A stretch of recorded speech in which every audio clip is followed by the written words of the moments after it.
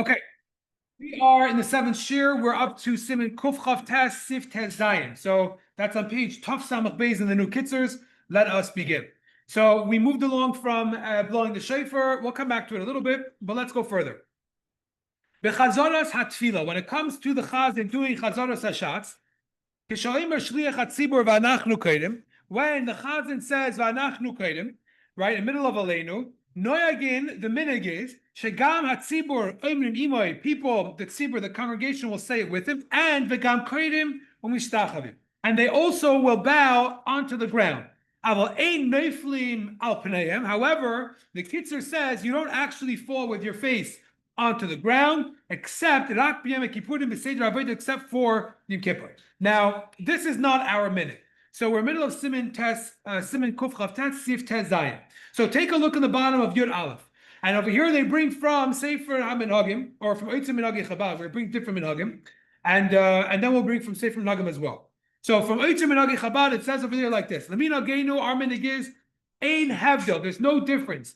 Bein Oifen Akriya, between the way, the manner that we bow, V'hishtachava, b'musav shel Rosh Hashana and Rosh Hashana, and the bein Eila sheyom Kippurim, the way we do it in Yom Kippur. Now, basically, okay, now let's finish the next part and I'll tie it together.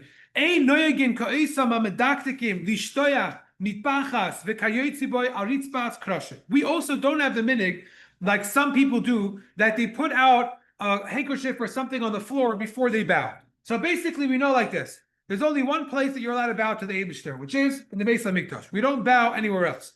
Okay? So therefore, now where does that apply? It applies specifically to certain types of floors, to the ground, to stone, exactly. Now, people have the minig that over here, when it comes to bowing on Rosh Hashanah and Yom Kippur, so even if it's wood or tiles or whatever, laminate, they'll also put something on the floor, like what do you call it? It's like napkins or something, in order that they shouldn't be bowing on the actual ground itself. However, the Rebbe is quoted in Sefer HaMinhagim, where he says that that our minig is that we're not makbid to put something on the ground unless it's mamish stone. So wood, and this from more contemporary poskim, they explain that the concrete or ceramic or linoleum, these types of things, they would be like a tile or a board, wooden boards on the floor, and therefore you do not have to put anything down.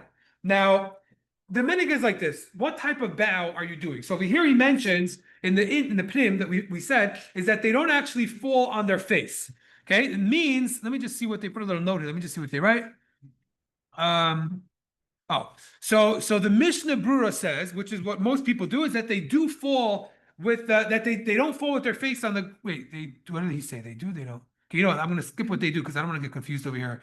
It's not our minig. So our minig is like this: we actually put our face on the floor, our forehead on the floor. It says that it's brought down that when the Rebbe Rashab would get up, there would be some dirt on his forehead. That, in other words, he actually touched the ground. That's the point. And the Rebbe writes that actually in his Rishimis. Okay. Now the way we do it is like this. Let me just explain the way we do it, and then I'll explain about why we don't necessarily put stuff on the floor. So the way we do it is this: real kriya, real bowing in the Beis HaMikdash was flat out on the ground, right? But we don't do that. We put our toes on the floor, right? Our knees, and then you put your fingers on the floor, and then you bow with your head. We don't actually lie flat. So because we don't actually lie flat, that's one of the reasons I've seen given as to why we're not makbid to put something on the floor unless it's mamash the ground, or stone. But if it's not, we're not so makbid because either way we're not doing a proper hishtachava or kriya like they used to do in the Beis HaMikdash where they were flat out. We're not flat out. So therefore we're not as makbid about it. That's possibly how it goes. Let's second. However, there are people that don't even touch the ground because of it, so they just bow. But we actually, like I said, our foreheads do touch the ground. Okay, what was that? What do you want to say? Here the tablecloths. It's like concrete stone. Here in yeshiva, you're saying. Okay, that's because it could be. I mean, yeah. Okay. It's I mean, you have to know what it's made out of. It might not be concrete. It might be like a stone mix, or it could be they don't have to, but they're doing it anyways. Either way, let's go weiter. The Gam Shliach Hatzibur. So the Kitzur continues and says like this: when it comes to the Chazan, he also Kedei al Birkov. He's also going to bow on his legs. But he's a chazan. He's not allowed to move in the middle of Shemoneh Esrei. So for us, it's much easier, but he doesn't move anything with Shas Tefillah. So what happens? So lachein, therefore, the minig is like this. The minig is, when possible, that he stands a little bit farther from the amud, so he should be able to bow on his knees without moving. And people sitting next to him, they're going to help him to get back up. So he shouldn't have to move his feet. Now, this is talking about when they used to have, or they still have sometimes built-in amudim. Yeah, you ever heard the expression? It says you get an aliyah, you're oile l'Torah, and how do you say going to the chazan, going to be chazan? Yeah, but what's the Hebrew expression would be yored l'teva. Yored l'teva means you go down. So, and it's very simple because the real way it's supposed to be is the chazan space is supposed to be below. It has to do mimamakim karasicha. We call out from the depth, from below. So there are some old shuls. If you go there, they step down into this little area. So.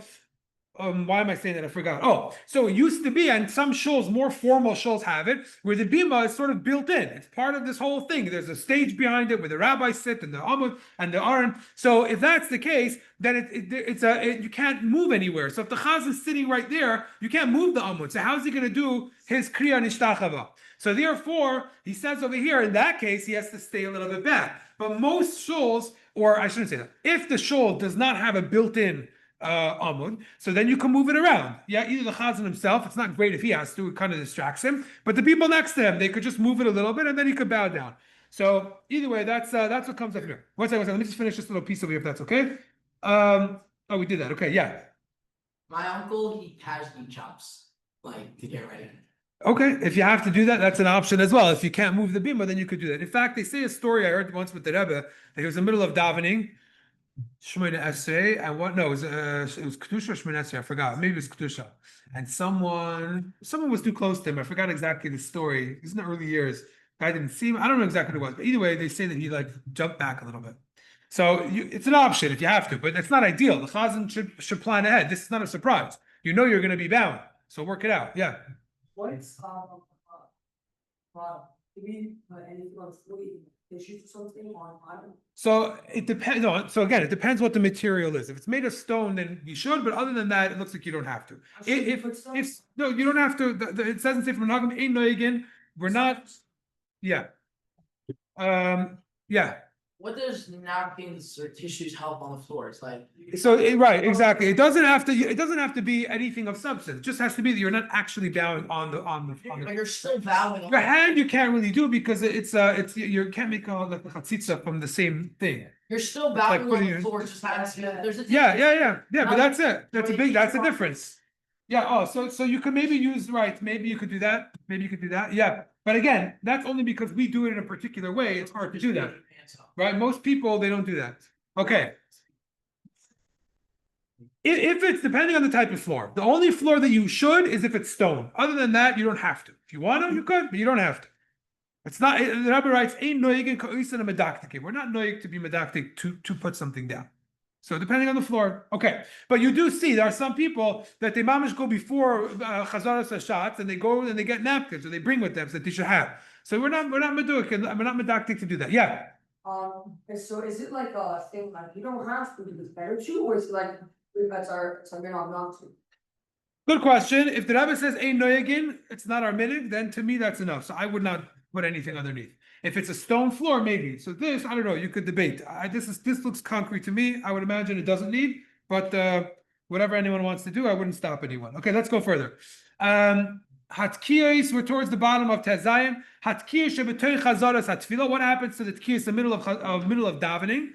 So ideally, ein l'shliach hatzibur litkoya. Ideally, the chazan should not be the one to blow the shofar. Why? Ela imu batuach, because he's going to get confused. So unless he's very sure, shaloit is balbal daite adei kach, he's not going to get confused in the middle of his Shemoneh Esrei and get thrown off. So then he could, but really, it's better not. And then we add from the Alter Rebbe over here, where the Alter Rebbe would say, if you're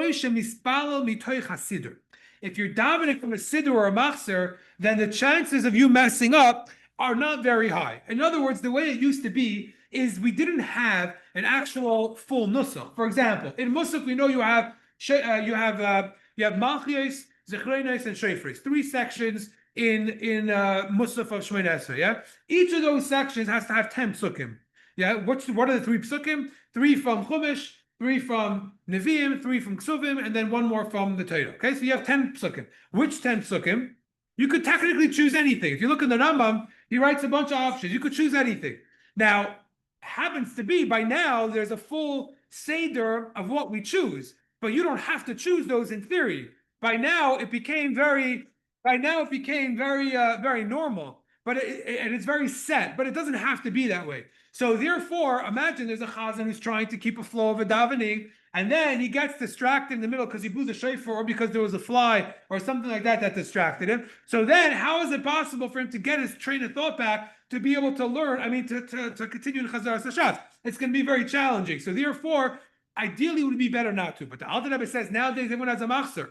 That means that as soon as you finish, you go straight inside and you continue reading. So because of that, it's not much of a challenge. And therefore, technically, the chazan can do it as well. He could blow during it as well. Now, he might run out of breath, so it might not be the best thing. Fine. Next, what do you call it? Sif Yud Zayin. Okay, Sif Yud Zayin. Now, as we said before, there are different types of Tkiyah Shofars that we do. One we do before Musaf, one set, I should say. We do a couple of sets in the middle of regular Shemona Esrei of Musaf, and we do another one when it comes to Chazar Sashat. We do a whole nother bunch then as well. And then at the end of davening and Kaddish and after Tillim, we do a bunch more as well. So here he says like this: but Tkiyah Shabbatei Chazar Satfilah. When it comes to the ones we do in the middle of Shemona Esrei, and this would be by Chazar Sashat. And then he adds in the Alter Rebbe, v'chein b'tfilo shebelachas. Similar would also be by the tefillah that we do by ourselves. So yesh minig shoinim kama toikim. There's many different minhagim of what type of blasts to do. The kol makim yasik minhagim. So every place should do as they normally do. Now, and I'll explain what that means in a second. What's our minig? V'hamufkor sheva minhagim. The best way of doing this, which is our minig also, is litkoya tashrat, tashat, tarat, the same way we normally do a set of 10 like we do after davening and Elul. We do the same thing for the Seder of Malchios, also for Zechrenos, and also for Shofros. So we do 10 of these types of blasts in each of these sections as we go through both Chazar Sashat and the private Shemona Esrei. Now, what would be the alternative? The alternative would be that in your private Shemona Esrei, you could do Tashrat, Tashrat, Tashrat 3 times. The next time you want to blow, you can do Tarat, or Tashat, Tashat, Tashat, and the next time Tarat, Tarat, Tarat. So technically you're doing the same number, the same everything. You're doing everything the same, but you're just dividing it equally.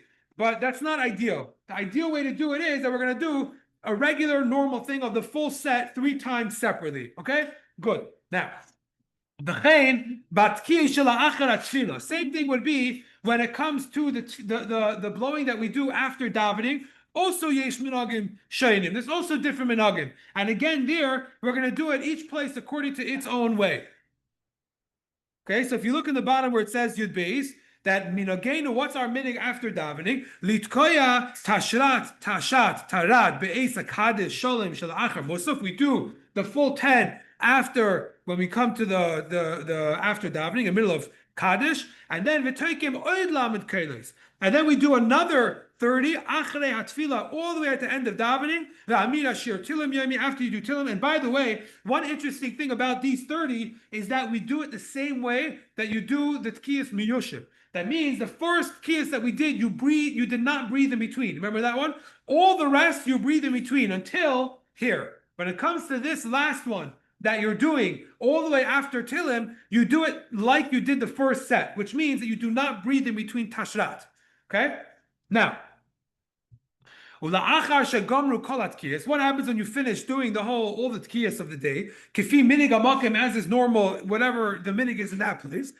So the halacha is, yesh lahatzniya es ha-shofar. You should hide the shofar. What does it mean, hide the shofar? Like the That velayitku yesu, you shouldn't blow more. In other words, and the Alter Rebbe actually adds a word that's very important. He says bechinam.